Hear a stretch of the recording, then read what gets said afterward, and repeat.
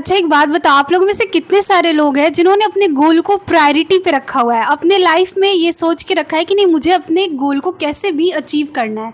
मुझे comment section में ज़रूर बताना। एंड अगर अभी तक आपने अपने गोल को प्रायोरिटाइज नहीं किया है कि मुझे लाइफ में ये इस गोल को अचीव करना है, तो उसको मुझे प्रायोरिटी पे रखना पड़ेगा।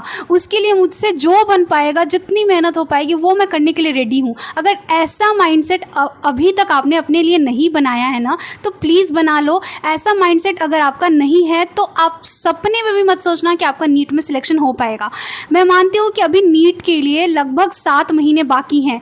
क्या इसमें सिलेक्शन हम ले सकते हैं? तो सीधा सा आंसर है हाँ, ले सकते हैं। एंड बहुत सारे बच्चे सिलेक्शन लेके निकलेंगे भी। गवर्नमेंट मेडिकल कॉलेज में उनका सिलेक्शन भी होगा, वो नीट भी क्रैक करेंगे अभी से प्रिपेयर करके। मैं अपनी बात बता दूँ तो मैंने जब अपनी प्रिपरेशन 3rd टाइम स्टार्ट करी थी ना, हमारा जो नीट 2021 का रिजल्ट था वो नवंबर के करीब में आया था। एंड हम यही सोच रहे थे कि काश इस मार्क्स पे हमें लास्ट राउंड तक कॉलेज मिल जाता। एंड अभी भी कुछ ऐसे बच्चे होंगे जो इस इंतज़ार में होंगे काउंसलिंग के कि लास्ट में जाके कहीं तो भी कुछ तो भी कॉलेज मिल जाए ताकि हमारा एक और ड्रॉप ना लगे। लेकिन अगर आपको समझ आ गया है कि लास्ट तक कॉलेज नहीं मिलने वाला है, तो अभी से ही लग जाओ नीट की प्रिपरेशन में। कंप्लीट 7 महीना आपके पास, जिसमें कि आप बहुत अच्छे से प्रिपेयर करके अगले साल नीट को क्रैक कर सकते हो। यहाँ पे मैं आपके साथ शेयर करने वाली हूँ कि इस लास्ट के 7 मंथ में आप कैसे प्रिपेयर करोगे, किस तरीके से आपको चलना है। एंड पूरे 7 महीने की प्लानिंग मैं आपके साथ यहाँ पे शेयर करने वाली हूँ, ठीक है। तो सबसे पहले मैं आपको बता दूँ कि देखो नीट के लिए 210 दिन बाकी है। सीधा सा सिंपल सा कैलकुलेशन है, 7 महीने हैं तो 210 दिन बाकी है, जिसमें कि पूरे 30 दिन आपको सिर्फ और सिर्फ रिविजन एंड मॉक टेस्ट के लिए बचा के रखना है। मतलब लास्ट का जो 1 महीना रहेगा ना, वो सिर्फ और सिर्फ रिविजन एंड मॉक टेस्ट के लिए रहेगा। उसमें आपको कुछ भी नया नहीं पढ़ना है, लाइक कुछ भी नया स्टार्ट नहीं करना है फिजिक्स केमिस्ट्री बायोलॉजी में। उसके पहले आप जितना पढ़ लो, जितने अच्छे से अपने सिलेबस को कंप्लीट कर सकते हो, उतने अच्छे से आपको करना है। 6 महीने को बहुत लोग सोचेंगे कि देखो कुछ बच्चे तो 12 महीने से प्रिपेयर कर रहे हैं, हम 6 महीने में क्या ही कर पाएंगे। तो आपको अपनी माइंडसेट ऐसी बनानी है, आपको अपनी तरफ से इतना मेहनत करना है कि इस 6 महीने को आप 12 महीने में कन्वर्ट कर पाओ। और ये करना उतना भी मुश्किल नहीं है जितना हम सोच लेते हैं, क्योंकि नेगेटिव थिंकिंग हमारे दिमाग में ज़्यादा जल्दी आ जाती है, वहीं पॉजिटिव सोचना बहुत मुश्किल हो जाता है। तो ऐसा सोचना है कि इस 6 महीने को ना मुझे 12 महीने में कन्वर्ट करना है, 6 महीने में मुझे 12 महीने इतनी मेहनत करके दिखानी है, तो अभी आप एक अच्छा स्कोर कर पाओगे नीट 2025 के अंदर। देखो क्या होता है कि जब अभी आप पढ़ना स्टार्ट करोगे, अपने चैप्टर कंप्लीट करना स्टार्ट करोगे, आप धीरे धीरे सब कुछ अच्छे से पढ़ोगे, क्योंकि स्टार्टिंग में सब कुछ बहुत अच्छे से हम करते हैं। लेकिन क्या होता है ना कि धीरे धीरे हमारी कंसिस्टेंसी खराब होने लगती है एंड हम रिविजन पे ध्यान ही नहीं देते हैं। लेकिन रिविजन हमारा फर्स्ट प्रायोरिटी होना चाहिए हमारी प्रिपरेशन में। तो रिविजन पे तो आपको अभी से ही ध्यान रखना है। एंड एक गलती जो हर एक नीट एस्पिरेंट करता है, मैंने खुद भी करी है अपने फर्स्ट एंड सेकंड ड्रॉप में, वो है कि एनसीईआरटी बेस्ड क्वेश्चन नहीं सॉल्व करना। हम इधर उधर के मॉड्यूल के चक्कर में फंस के रह जाते हैं, लेकिन हमारी तैयारी जो है वो एनसीईआरटी बेस्ड ही होनी चाहिए। हमें एनसीईआरटी के हर एक लाइन से क्वेश्चन सॉल्व करना है। इन सारी परेशानियों को दूर करने के लिए मेमोनेट आ चुका है अपने इलाइट प्लान के साथ। इस इलाइट प्लान में आपको सबसे पहले मिलेगा एनसीईआरटी के सारे ही पेजेस से NCERT based question, physics chemistry biology तीनों ही सेक्शन में आपको एनसीईआरटी के सारे ही लाइन से एनसीईआरटी बेस्ड क्वेश्चन मिल जाएंगे। क्वेश्चन वैसे होंगे जैसे कि नीट एग्जाम में अभी लेटेस्ट पैटर्न में पूछा जा रहा है। बायोलॉजी में 180 आउट ऑफ 180 क्वेश्चन जो था ना नीट 2024 के पेपर में, वो मेमो नीट से आया हुआ है विथ प्रूफ। आप देख सकते हो सारे ही क्वेश्चन मेमो नीट पे ऑलरेडी बना के दिए हुए थे। सिंगल बायोलॉजी का भी प्लान ले सकते हो एंड आपको साथ में कॉम्बो प्लान भी मिल जाएगा अगर आप बायोलॉजी केमिस्ट्री का लेना चाहते हो। तो सबसे ज़्यादा इंपॉर्टेंट हो जाता है रिवीजन के लिए आपको यहाँ पे नोट्स मिल जाएगा हर एक चैप्टर का, ताकि आप एनसीईआरटी जो इतना लेंदी एनसीईआरटी होता है ना, उस एनसीईआरटी से एक्सट्रैक्ट करके यहाँ पे नोट्स दिया हुआ है, सो दैट कि आप इन नोट्स से एनसीईआरटी को बहुत ही कम टाइम में रिवाइज कर लो। यही नोट्स के साथ आपको निमोनिक्स भी प्रोवाइड करा गया है, सो दैट कि आप इजिली सारी चीज़ों को याद कर पाओ। आपको हर एक चैप्टर के लिए पार्ट टेस्ट भी मिल जाएगा। अगर आप किसी पर्टिकुलर चैप्टर में टेस्ट देना चाहते हो, तो उस पर्टिकुलर चैप्टर को सिलेक्ट करने के साथ ही आपको 5 सेकेंड के अंदर उस चैप्टर का आपको टेस्ट बन के आ जाएगा। टेस्ट को दे सकते हो एंड अपने आप को इवेल्युएट कर सकते हो पर्टिकुलर चैप्टर में कितनी अच्छी कमांडिंग है। स्टार्टिंग के 2 पार्ट टेस्ट आपको यहाँ पे फ्री ऑफ कॉस्ट प्रोवाइड कर दिए गए हैं। मतलब आपको मेमोनीट ऐप अभी डाउनलोड करना है एंड अभी भी आप विदाउट सब्सक्रिप्शन यहाँ पे 2 पार्ट टेस्ट को अटेम्प्ट कर सकते हो। EYQ मार्क्ड एनसीईआरटी भी मिलता है।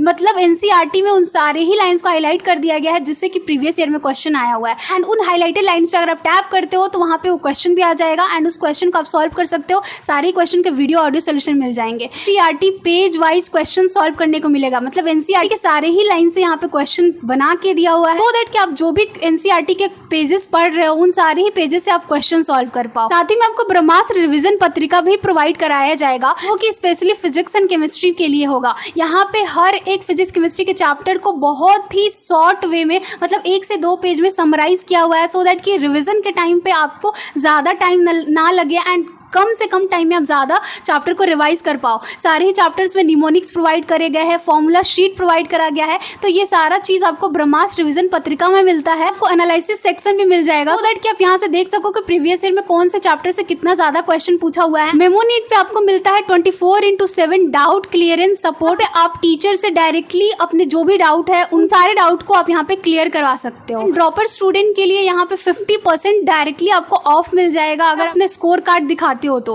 ड्रॉपर स्टूडेंट हो तो आपके हर एक ड्रॉप पे यहाँ पे ऑफ मिलने वाला है एंड 50% तो आपको ऑफ मिल ही रहा है, साथ ही में आपको हर एक ड्रॉप पे 200 रुपीज का ऑफ मिल जाएगा। अगर आप मेरा कूपन कोड यूज करते हो शालिनी 25 बाई करने के टाइम पे तो फ्लैट 20% का और ऑफ मिल जाता है। तो जो लोग भी इसको बाई करना चाहते हो मेमो नीट के एलाइट प्लान को, तो अभी जाओ, मैंने लिंक डिस्क्रिप्शन बॉक्स में दे दिया है। देखो आगे देखते हैं कि अब इन 7 महीने में आपको अपने आप को किस तरीके से मोटिवेटेड रखना है, किस तरीके से आपको चलना है। तो देखो सबसे पहले मैं आपको बोल देती हूँ कि आपको अगर इस 6 महीने को 12 महीने में कन्वर्ट करना है ना, तो आपको 2x स्पीड पे काम करना पड़ेगा। तो अपने लिए proper and suitable time table बनाना है, अपने अकॉर्डिंग, अपनी फ्लेक्सिबिलिटी के अकॉर्डिंग कि आप कितना पढ़ पा रहे हो, कितने घंटे बैठ के पढ़ पा रहे हो। और एक चीज़ मैं आपको क्लियर कर दूँ, अगर आप अभी से लग रहे हो ना तो आपको कम से कम 10 से 12 घंटा तो पढ़ाई करनी ही पड़ेगी। जो भी चीज़ से आपको मोटिवेशन मिलता हो उस चीज़ से स्टिक रहो एंड पूरे 7 महीनों को जितना हो पाए उतना प्रोडक्टिव बनाने की कोशिश करो।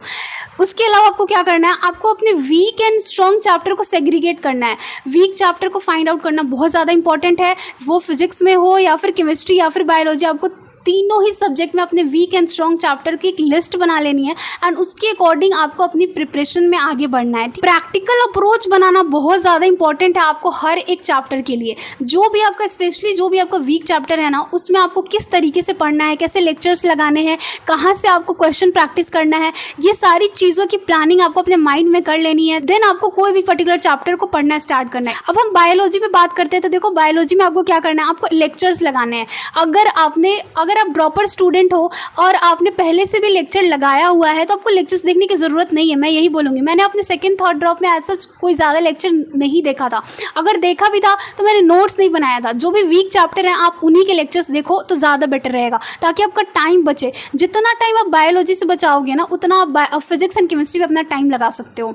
उसके अलावा आपको एक्टिवली एनसीईआरटी रीडिंग करनी है। आप लेक्चर्स देखो या ना देखो, लेकिन आपको एनसीईआरटी रीडिंग बहुत ही बेहतरीन तरीके से करनी होगी, सो दैट कि आप एक एक एनसीईआरटी के लाइन को अच्छे से अपने दिमाग में फिट कर पाओ, क्योंकि क्वेश्चन एनसीईआरटी के लाइन से ही आने वाला है। प्रैक्टिस में आपको सबसे पहले PYQ सॉल्व करने हैं, उसके बाद आपको एनसीईआरटी बेस्ड क्वेश्चन पे जंप करना है। ऐसा नहीं करना है कि सबसे पहले क्वेश्चन सॉल्व करने के लिए हम कोई भी बुक उठा लिए।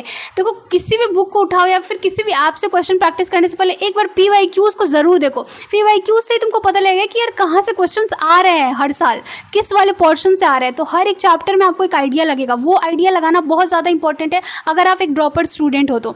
उसके बाद आपको चैप्टर वाइज मॉक टेस्ट जरूर प्रैक्टिस करना है गाइज, अगर आपको मिल रहा है। जैसे कि मैंने आपको बताया आपको मेमो नीट के लाइट प्लान में मिल जाएगा चैप्टर वाइज टेस्ट, तो वहाँ से चैप्टर वाइज टेस्ट जरूर लगाओ, ताकि आप एक एक चैप्टर को इस तरीके से मजबूत बना पाओगे। उसके अलावा आपको स्टिकी नोट्स का यूज़ करना है। स्टिकी नोट्स इसलिए यूज़ करना है कि एनसीईआरटी का जो भी लाइन आप भूल जाते हो उन सारे लाइन्स को आप एक स्टिकी नोट्स पे लिख के बुक में ही लगा लो उस पर्टिकुलर चैप्टर में, या फिर आप जहाँ भी पढ़ते हो ना उसके सामने वाले वॉल पे लगा सकते हो। तो ये चीज़ ज़रूर करना, जो भी लाइन आप भूलते हो ना उसको आपको स्टिकी नोट्स पे लिख के उसको डेली रिवाइज करने की कोशिश करनी है, क्योंकि आप एक भी एनसीईआरटी का लाइन नहीं भूल सकते जिससे कि क्वेश्चन बन के एग्जाम में आ सकता है। केमिस्ट्री में बात करें तो केमिस्ट्री में 3 पार्ट है, देखो फिजिकल, इनऑर्गेनिक एंड ऑर्गेनिक, ठीक है।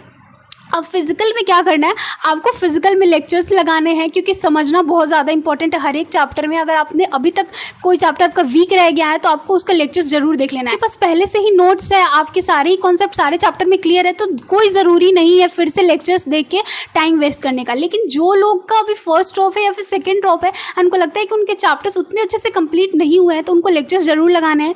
लेक्चर्स लगाने के जस्ट बाद आपको शॉर्ट नोट्स बनाना है। आपने जो भी लेक्चर से पढ़ के अपना नोट नोट्स बनाया है या फिर जो उसके PDF नोट्स से आपने पढ़ा है, तो उस PDF नोट्स को यूज़ करके या फिर जो भी आपके नोट्स है उसको यूज़ करके आपको शॉर्ट नोट्स बनाना है, जिसमें कि थ्योरी प्लस फॉर्मूला दोनों चीज़ होगा, ठीक है। इसके बाद आपको क्वेश्चन प्रैक्टिस पे जंप करना है।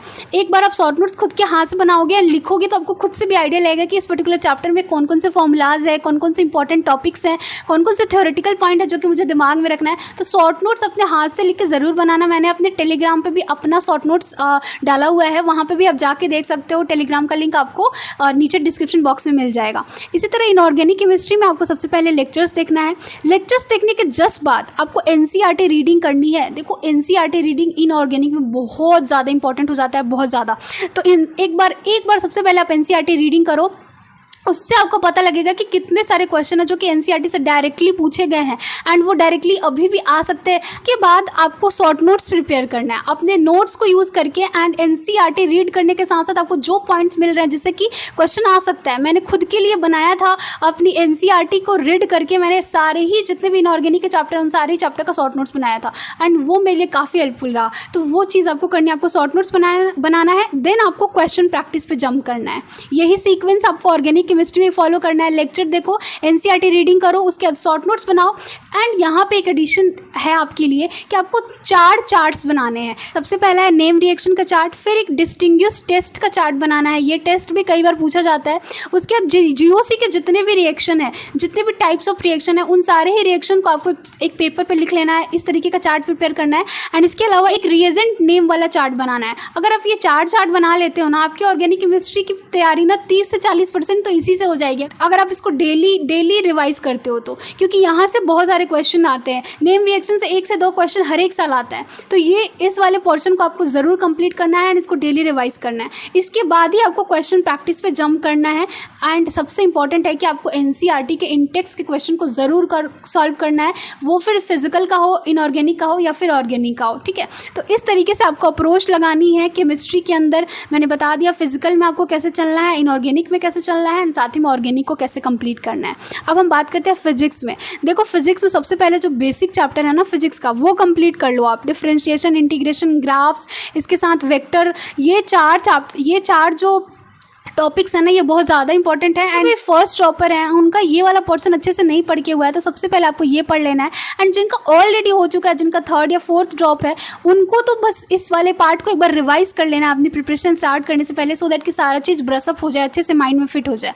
उसके बाद आपको क्या करना है कि आपको वीक चैप्टर की तरफ बढ़ना है। देखो आप ड्रॉपर स्टूडेंट हो, तो ड्रॉपर स्टूडेंट सबसे बड़ी गलती क्या करते हैं ना, उनको जो आता है ना, जो स्ट्रॉन्ग वाला पार्ट होता है उसी को वो बार बार करने की कोशिश करते हैं। तो उससे क्या होता है, स्ट्रॉन्ग वाले पार्ट पे हम इतना ज़्यादा टाइम दे देते हैं एंड वीक वाले पार्ट पे आते आते हमारे पास टाइम की कमी होने लगती है। इसलिए सबसे पहले आपको अपने वीक वाले पार्ट से अपनी प्रिपरेशन स्टार्ट करनी है, स्पेशली फिजिक्स में तो और ज़्यादा। तो फिजिक्स में सबसे पहले अपने वीक वाले चैप्टर्स को सेग्रीगेट करो एंड उसका लेक्चर्स देखो, उसको अच्छे से नोट्स बनाओ एंड उसके बाद शॉर्ट नोट्स तो ज़रूर बनाओ जिसमें कि थ्योरी एंड जितने भी फॉर्मूलाज हैं। देखो अगर आप फॉर्मूला शीट भी बना लेते हो ना फिजिक्स में सारे चैप्टर का एंड उन सारे फॉर्मूलाज को रिवाइज करके चले जाते हो, तो आप 40 to 50% क्वेश्चन तो ऐसे ही सॉल्व कर दोगे। क्योंकि 50% क्वेश्चन जो होते हैं डायरेक्टली फॉर्मूला बेस्ड होते हैं, सिर्फ आपको फॉर्मूला याद होना चाहिए। तो फॉर्मूला याद करना बहुत ज़्यादा इंपॉर्टेंट है, ठीक है। उसके बाद आपको सबसे पहले PYQs पे आना है। आपने लेक्चर्स लगा लिया, आपने फॉर्मूला सीट बना लिया, अब आपको डायरेक्टली कोई भी DPP या कोई भी बुक नहीं सॉल्व करना है। सबसे पहले आपको PYQs लगाना है। यहाँ पे आपको माइन्यूटली एनालाइज करना पड़ेगा, PYQs को देखना पड़ेगा कि उस पर्टिकुलर चैप्टर में कौन सा ऐसा पोर्शन है जहाँ से हर साल क्वेश्चन रिपीट हो रहे हैं, ठीक है। क्वेश्चन कौन से टॉपिक से फ्रिक्वेंटली आ रहे हैं, अगर ये आपको पता लग गया ना, तो उस पर्टिकुलर चैप्टर को टैकल करना, उसको किस तरीके से आपको रिवाइज करना है, कौन से पार्ट पे ज़्यादा ध्यान देना है रिवीजन के टाइम पे, ये सारी चीज़ें समझने में बहुत आसानी हो जाएगी। तो इसके लिए ज़रूरी है कि PYQs को जितना माइन्यूटली हो सकता है उतना माइन्यूटली एनालाइज करो बनाने के टाइम पे एंड एक हॉट टॉपिक का लिस्ट प्रिपेयर करो। मैं हर एक चैप्टर के लिए आपको बोलूँगी कि हर एक चैप्टर में आप PYQs को एनालाइज करके पता लगाओ कि उस पर्टिकुलर चैप्टर में कौन से ऐसे टॉपिक है, मतलब हॉट टॉपिक्स उसको बोलिए जो कि फ्रिक्वेंटली पूछा जा आ रहा है। एंड एक लिस्ट आप बना लोगे ना इन हॉट टॉपिक्स का, एंड इसको अगर आप अच्छे से रिवाइज करके जाओगे तो आप देखना यहाँ से हर साल नीट में क्वेश्चन रिपीट होते हैं। ठीक है, तो ये पता लगाना बहुत ज़्यादा इंपॉर्टेंट है कि कौन सा ऐसा टॉपिक है जो हर साल रिपीट होता है। तो आप इस तरीके से माइन्यूटली एनालाइज करके एक हॉट टॉपिक का लिस्ट बनाओ हर एक चैप्टर का, इससे आपकी तैयारी और भी आसान हो जाएगी। ठीक है, तो ये चीज़ ज़रूर करना। एंड उसके बाद आपको एनसीईआरटी बेस्ड क्वेश्चन प्रैक्टिस तो करना ही है तीनों ही पार्ट में, फिजिक्स, केमिस्ट्री, बायोलॉजी में। आई होप कि मैंने आपको जो यहाँ पे सारी चीज़ें सीक्वेंस में बताई है कि हाँ पहले ये करो, उसके बाद ये करो, उसके बाद ये करो, आप इसी तरीके से फॉलो करोगे। एंड अगर आप इस तरीके से फॉलो करते हो ना, यकीन मानो आप बहुत ही अच्छे से अपनी स्मूथली अभी नीट की प्रिपरेशन स्टार्ट कर सकते हो। एंड इन 7 महीने में भी आप 650 660 प्लस स्कोर करके दिखाओगे अगर आप ऐसा कर देते हो। तो देखो, सिलेक्शन उन्हीं का होता है जो एक परफेक्ट स्ट्रैटेजी के साथ, एक क्लियर माइंडसेट के साथ लगते हैं एंड उनको सब कुछ अपने दिमाग में छपा हुआ होता है कि मुझे फिजिक्स कैसे करनी है, मुझे केमिस्ट्री कैसे करना है, मुझे इनऑर्गेनिक केमिस्ट्री कैसे करना है। परफेक्ट प्लानिंग बहुत ज़्यादा ज़रूरी है, जो मैंने आपको यहाँ पे देने की कोशिश करी है। एंड आई होप कि आप इसको अच्छे से फॉलो करोगे जो भी मैंने बताया। एंड इसके अलावा कुछ भी पूछना चाहते होगे तो नीचे कमेंट सेक्शन में ज़रूर पूछना। इस वीडियो के लिए इतना ही। अच्छा लगा हो तो प्लीज़ चैनल को सब्सक्राइब कर लेना एंड मिलते हैं नेक्स्ट वीडियो में। Thank you so much.